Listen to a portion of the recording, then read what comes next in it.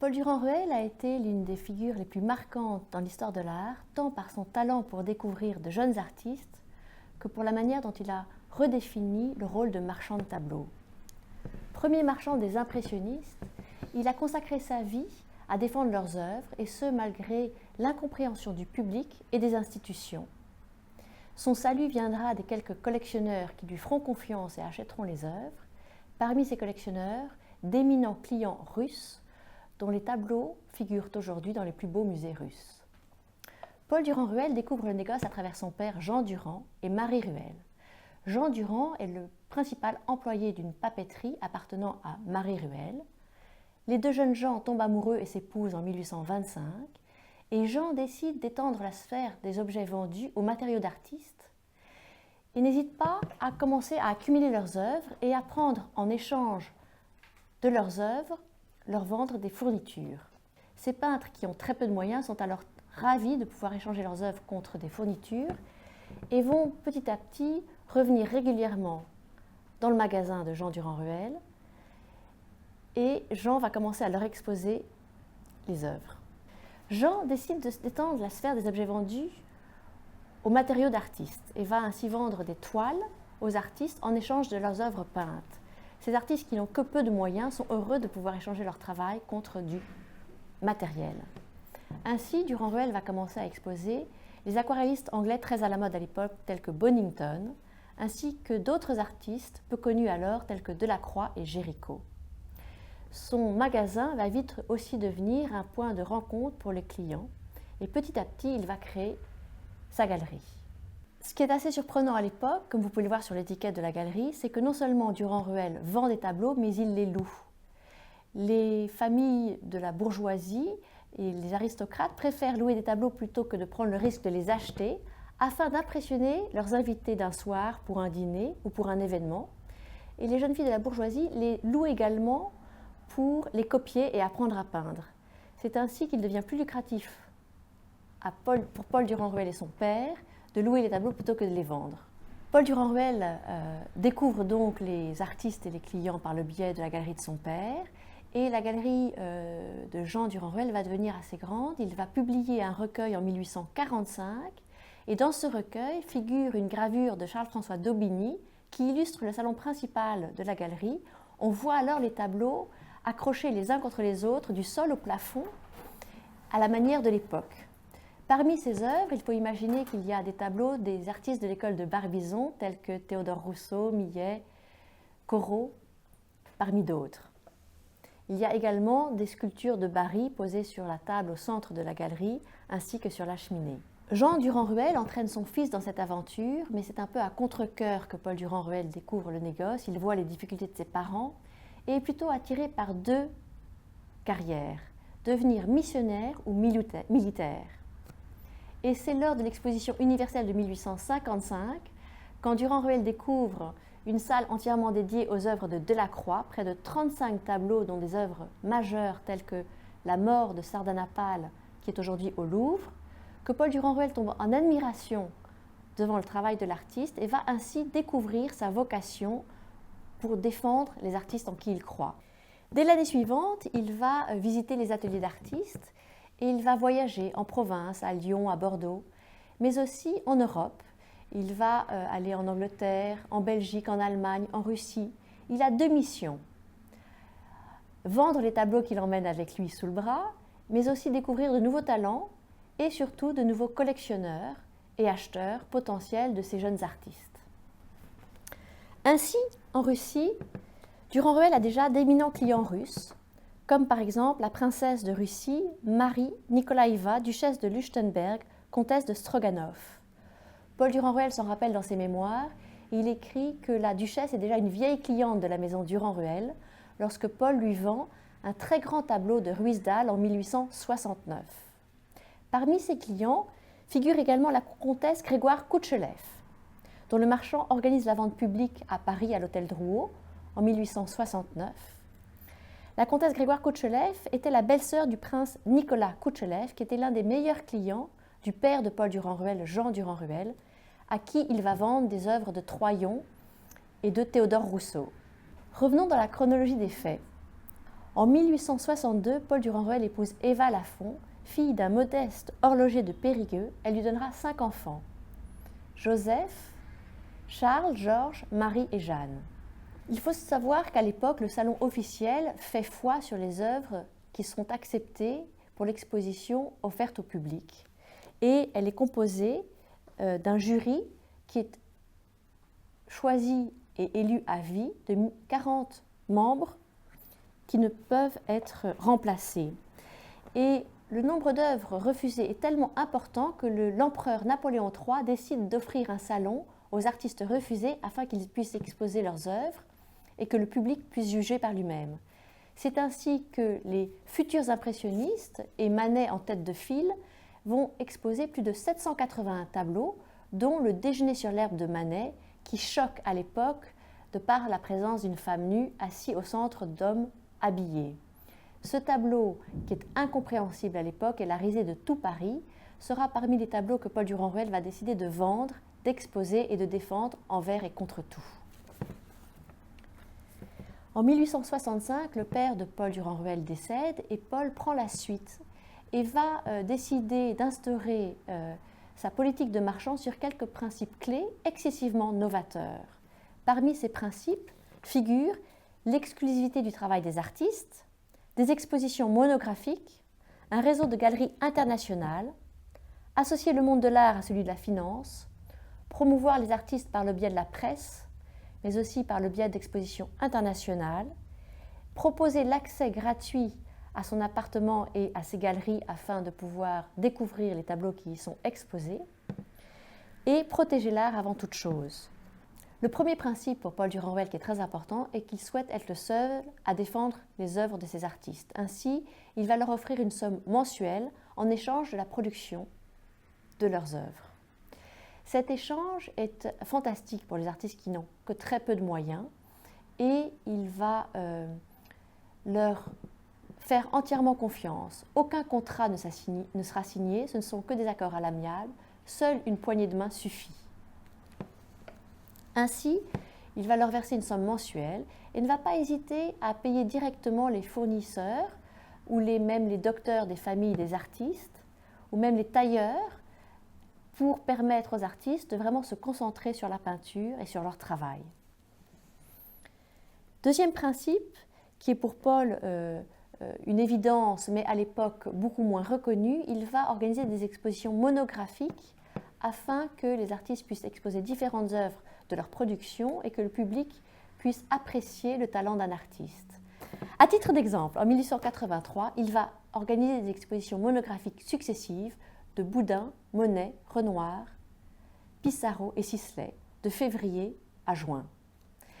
Je voulais en profiter également pour citer une exposition d'un artiste russe, un grand artiste qui a peint de nombreuses marines, l'artiste Ivan Aivazovsky, dont il expose en 1889 28 tableaux, dont ces merveilleuses marines, scènes tragiques ou théâtrales, dans lesquelles l'artiste excelle. Malheureusement, le succès de cette exposition ne sera pas au rendez-vous et aucune œuvre ne semble être vendue à cette occasion.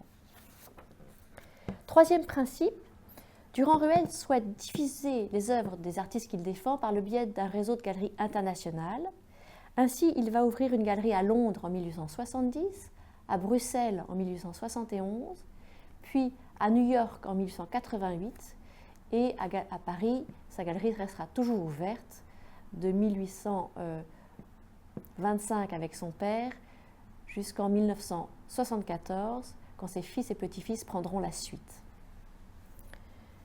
Durand-Ruel va également promouvoir les impressionnistes en Allemagne par le biais de marchands tels que Paul et Bruno Cassirer, mais également par le biais du directeur et conservateur du musée de Berlin, Hugo von Tschudi, en qui il va avoir confiance et qui va le défendre et trouver des collectionneurs qui vont financer les achats pour que les tableaux finissent dans le musée. Ainsi, en 1897, Durand-Ruel lui envoie un magnifique tableau de Puvis-de-Chavannes, L'hiver, que vous voyez à l'écran. Ce tableau ne sera pas vendu au musée. Hugo von Tschudi va ne pas réussir à convaincre les collectionneurs. Et Durand-Ruel va en profiter pour l'envoyer en Russie. Il va écrire à Tschudi en ces termes Merci de confier le tableau à Diaghilev, qui sera à Berlin dans les prochains jours de la semaine prochaine. Diaghilev n'est autre que Serge de Diaghilev. Serge de Diaghilev, le critique d'art et l'impresario russe, qui va d'ailleurs créer les ballets russes en 1907.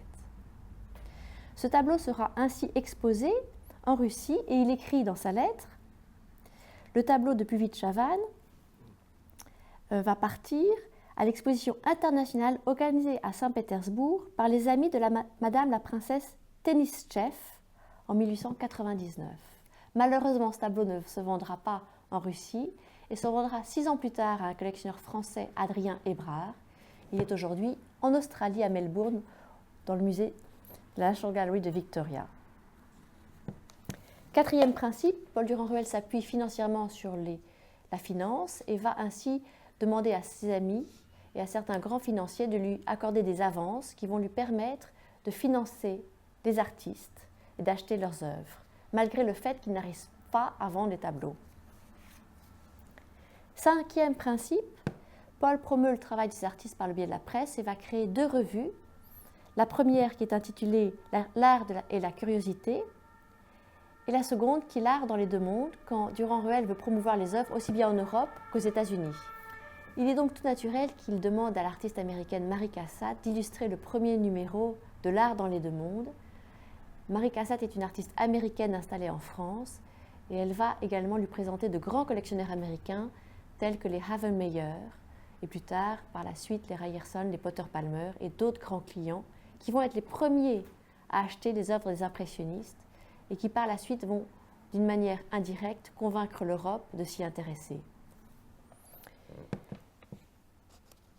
6e principe, Durand-Ruel propose l'accès à sa galerie mais aussi à son appartement où les œuvres des artistes sont exposées telles que les œuvres de Renoir, de Monet, de Degas, de Boudin et par la suite des œuvres de Moret, d'Espagna et Loiseau viendront rejoindre ces collections.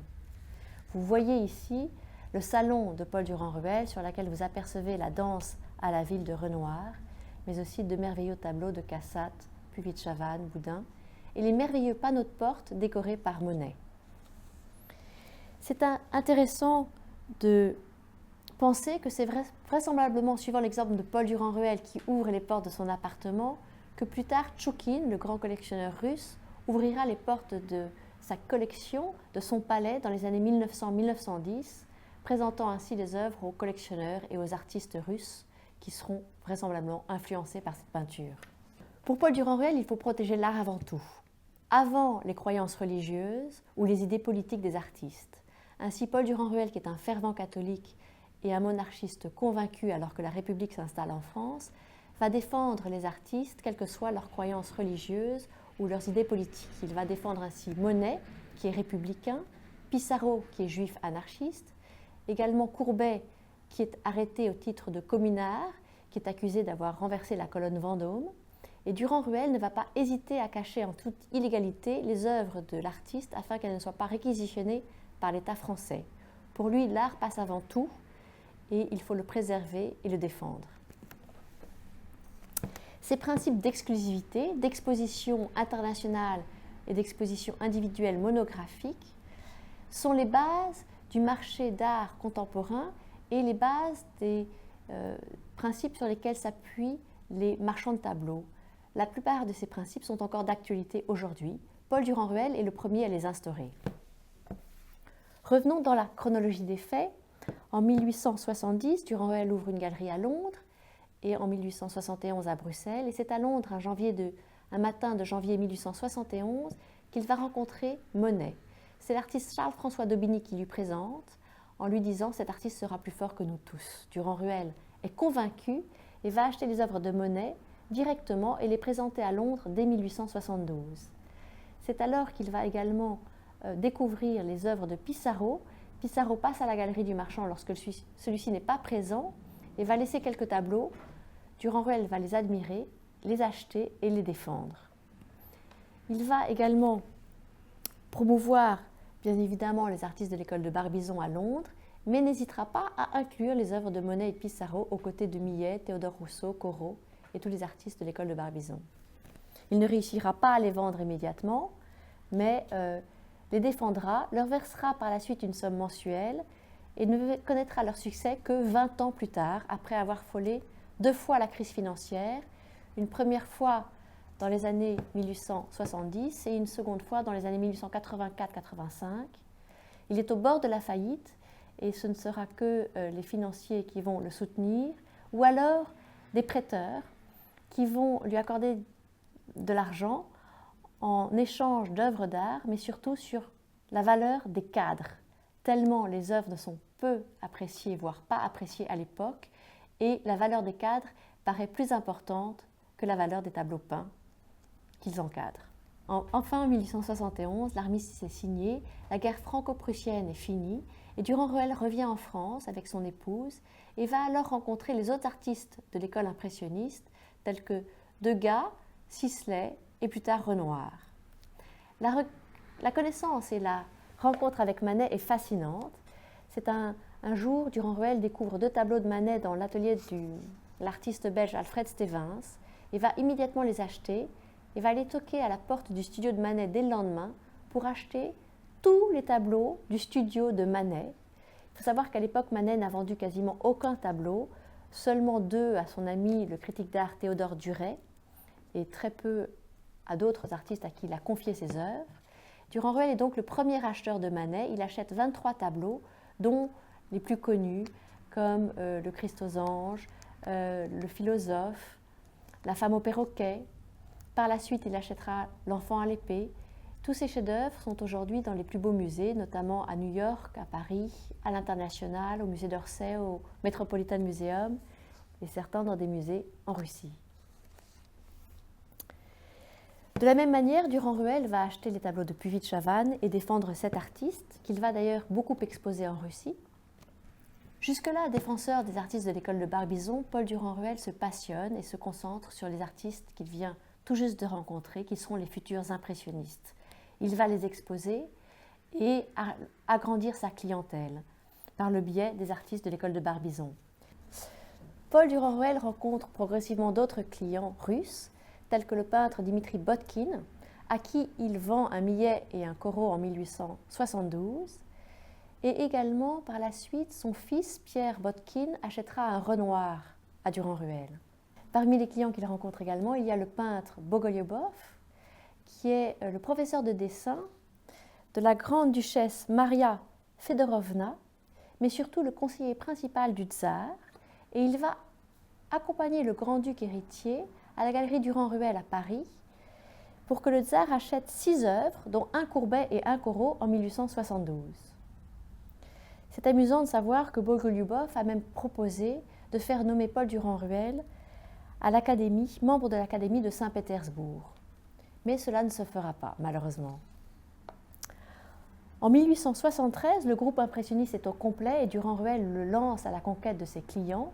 Malheureusement, les clients sont peu prêts à accepter cette nouvelle peinture, trop vive, trop colorée, qui, d'une certaine manière, colorie la nature de couleurs très vives, du rose vif, du parme, du violet, du vert pur, du bleu émouvant. Et la clientèle qu'il a su convaincre par les œuvres des artistes de Barbizon n'accepte pas cette peinture. Et le simple fait d'associer les impressionnistes au nom de Durand-Ruel, du grand marchand qu'il est devenu, lui porte préjudice. Il se trouve dans une situation financière très critique et va être obligé d'abandonner financièrement les peintres impressionnistes en 1874. Et c'est alors qu'ils vont se regrouper et organiser leur première exposition dans l'atelier du photographe Nadar. Cette exposition est très mal accueillie et le journaliste Louis Leroy la critique et indirectement, sans le savoir, va donner le nom impressionniste aux artistes en précisant « il y a de l'impression dans cette peinture-là » d'une manière tout à fait ironique. 2 ans plus tard, Durand-Ruel va organiser la deuxième exposition impressionniste et cette fois, un critique d'art va comparer sa galerie à une maison de santé mentale et va écrire au sujet de l'exposition ces mots. Dans le Figaro. La rue Le Pelletier a du malheur. Après l'incendie de l'Opéra, voici un nouveau désastre qui s'abat sur le quartier. On vient d'ouvrir chez Durand-Ruel une exposition qu'on dit être de peinture. 5 ou 6 aliénés dont une femme, un groupe de malheureux atteints de l'ambition de la folie. s'y sont donné rendez-vous pour exposer leur œuvre. Faites donc comprendre à M. Pissarro que les arbres ne sont pas violets, que le ciel n'est pas d'un ton beurre frais et que dans aucun pays on ne voit les choses qu'il peint. Il est vrai qu'à cette époque, seule la peinture académique est reconnue et appréciée, et les tableaux des impressionnistes choquent. Les affaires vont mal, et Durand-Ruel continue à défendre ses artistes et à les exposer. En 1883, alors qu'il va organiser toute cette série d'expositions monographiques, il va également exposer à Londres, dans les galeries Dadswell & Dadswell, un grand nombre de tableaux qui vont alors avoir un succès tout à fait mitigé. La presse sera assez positive, mais aucun tableau, quasiment, ou très peu, seront vendus à cette occasion. Après Londres, Durand-Ruel va également exposer à Berlin, mais aussi dans d'autres pays et dans d'autres villes. C'est en Amérique, aux États-Unis, en 1886, alors qu'il est invité à exposer et que l'American Art Association paye pour tous les frais de transport, de promotion et d'exposition, que Durand-Ruel organise une exposition de plus de 315 tableaux impressionnistes à New York. Et cette exposition est pour la première fois très bien accueillie, tant par les journalistes que par les collectionneurs ou les institutions qui font confiance à ce marchand qui a défendu et exposé les artistes de l'école de Barbizon. Ils se disent qu'il doit avoir raison et ils regardent d'un bon œil les tableaux de Manet, Monet, Morisot, Cassatt, Degas, Renoir, Pissarro et vont commencer petit à petit à acheter leurs œuvres. Et c'est ce succès américain qui a lieu en 1886 qui va par la suite convaincre les Européens de regarder de manière nouvelle et d'un œil plus bienveillant sur les tableaux des impressionnistes. Fort de ce succès, Durand-Ruel va exposer et ouvrir une galerie à New York en 1888. Cette année-là, 1888, est aussi marquée, l'année 1888 est aussi marquée pour Durand-Ruel qui va envoyer 3 tableaux à une exposition à Saint-Pétersbourg. Il va envoyer 3 tableaux, un Puvis-de-Chavannes et un John Louis Brown. Mais surtout, quelques années plus tard, en 1891, il va envoyer 15 tableaux à Moscou pour une exposition organisée par un artiste français, Georges de Dramart. Il va exposer alors des artistes de l'école de Barbizon, mais aussi John Louis Brown, Boudin, Lépine et quelques tableaux d'artistes plus jeunes. Le véritable début de ces expositions et de ces envois massifs commence en 1896 quand Durand-Ruel envoie 19 tableaux à l'exposition de la Croix-Rouge à Saint-Pétersbourg en octobre. Il figure des tableaux impressionnistes, des Puvis-de-Chavannes, dont L'Hiver, que vous avez vu précédemment, ainsi que des tableaux des plus jeunes artistes post-impressionnistes tels que Maxime Auffrat ou Henri Moret. Il est intéressant de noter que dans cette même année 1896, l'artiste Konstantin Kuznetsov, qui est à l'honneur aujourd'hui aux Galeries Tetriakov, va également voyager. Il va aller à Londres découvrir les tableaux de Turner dont il est admiratif. Il va également voyager en Italie et va s'installer petit à petit, en tout cas à Paris, où il va s'inscrire à l'atelier Cormon. Et c'est ainsi qu'on peut peut-être imaginer qu'il aura eu le temps de revenir au mois d'octobre en 1896 à Saint-Pétersbourg, voir l'exposition de la Croix-Rouge. Si ce n'est pas le cas, il aura d'autres occasions de découvrir les œuvres exposées par Durand-Ruel aussi bien en Russie qu'en France ou en Europe. Durand-Ruel continue à exposer des œuvres en Russie et il réitère l'expérience en 1898-99 en voyant 37 tableaux de Monet et Renoir, dont la loge, la terrasse et un portrait de Madame Joseph Durand-Ruel, qu'il envoie à la Société impériale d'encouragement des arts en Russie. La Russie souhaite exposer des œuvres impressionnistes et en tout cas européennes et françaises afin d'éventuellement influencer leurs artistes à s'inspirer de leurs œuvres. À nouveau, Durand-Ruel va envoyer son fils, son troisième fils, Georges Durand-Ruel en Russie avec des tableaux à Saint-Pétersbourg puis à Moscou. Et c'est l'artiste Botkin qui écrit à Madame Ostrohokov: « Je n'ai pas besoin de te présenter le jeune Durand-Ruel que tu connais déjà. Je lui donne toutefois cette lettre afin qu'il puisse bénéficier plus librement de tes conseils lors de sa visite de Moscou. Il arrivera à Moscou de Saint-Pétersbourg où ils ont envoyé à l'exposition du Mir Iskousstva, le monde de l'art, de nombreux tableaux de grande valeur faisant partie de leur collection. C'est ainsi que Durand-Ruel expose le tableau d'un des portraits de sa famille par Renoir. À son retour à Paris, en février 1899, Durand-Ruel écrit à M. Ostroukoff, le remerciant. Il dit « Je vous remercie de nouveau de votre amabilité pour moi pendant mon séjour à Moscou. J'espère avoir le plaisir de vous voir au printemps à Paris. » Ostroukoff lui achètera notamment 2 buvis de Chavannes et un tableau de Georges d'Espagna. Ces envois en Russie continuent de manière régulière jusqu'en 1912. C'est dans le courant des années 1890 que l'artiste Botkin va présenter ses cousins, les Tchoukine, à Durand-Ruel.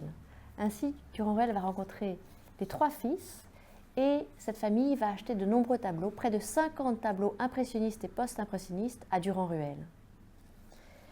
Les premiers achats de Serge Tchoukine commencent en 1898 et cette même année-là, il achète 9 Monet, 3 Degas, 1 Pissarro, 2 Renoir, 1 Sisley, 3 Forêt, 1 Daumier, 1 Yankin, 1 Georges d'Espagna et 2 Henri Moret.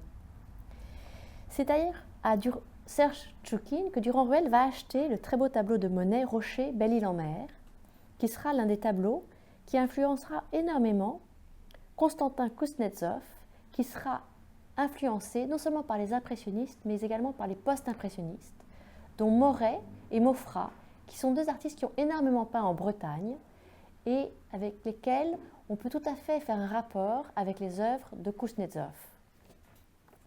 Tous aiment ce côté un peu sauvage que la Bretagne peut alors représenter en comparaison aux villes citadines de l'époque, et ces mers absolument magnifiques avaient des bleus de toutes les couleurs, profonds, clairs, foncés, verts, très forts. En 1900, Durand-Ruel invite Tchoukine à visiter les collections d'un grand collectionneur français, le comte de Camondo, qui est un client de la maison Durand-Ruel, comme d'ailleurs l'était son père Abraham de Camondo, qui était client du père de Paul Durand-Ruel. Ces échanges entre artistes, marchands, collectionneurs sont très riches et permettent une très belle création. De 1899 à 1903, Durand-Ruel va également conseiller et vendre des tableaux à la famille Morozov. L'aîné, l'industriel Michel Morozov, va acheter de nombreux tableaux, aussi bien classiques de l'école de Barbizon qu'impressionnistes. Et lors de leurs échanges, dans la correspondance entre Durand-Ruel et Morozov, on réalise à quel point Morozov est très aimable, courtois et entièrement confiance en Durand-Ruel, qui lui-même a entièrement confiance au collectionneur à qui il fait des avances parce qu'il achète les tableaux en vente aux enchères ou éventuellement dans des salons pour le compte de ses clients russes.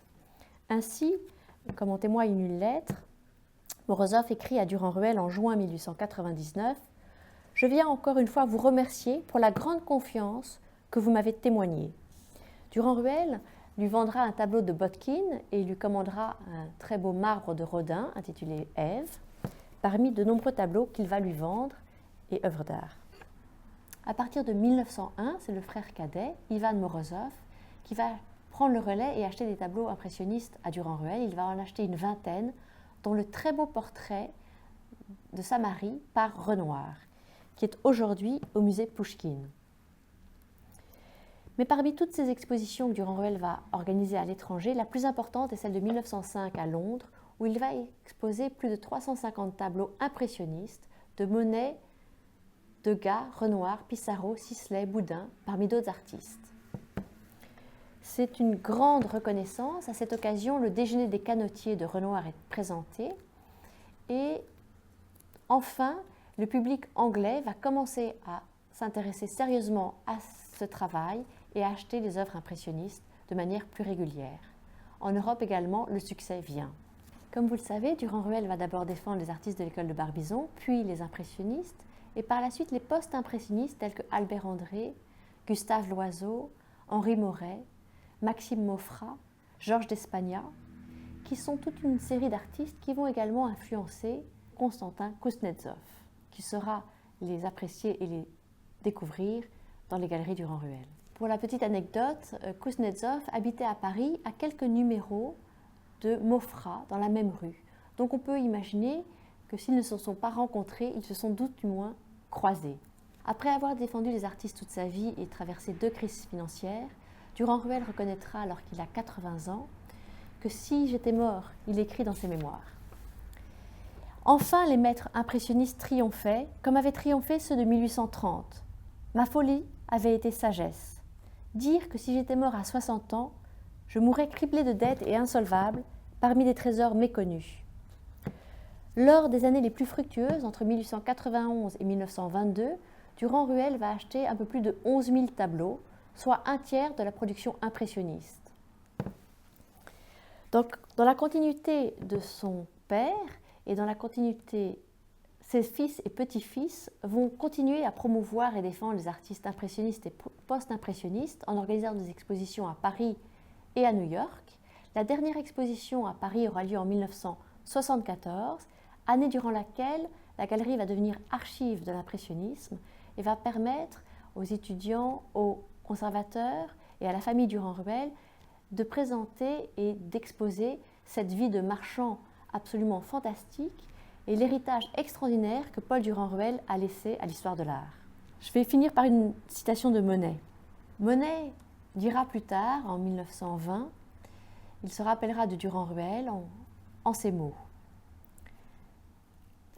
Il dit « Sans Durand, nous serions morts, nous tous ces impressionnistes. Nous serions morts de faim, nous lui devons tout. La critique nous traitait dans la boue, mais lui, c'est bien pis, on écrivait « Ces gens sont fous, mais il y a plus fous qu'eux, c'est un marchand qui les achète. »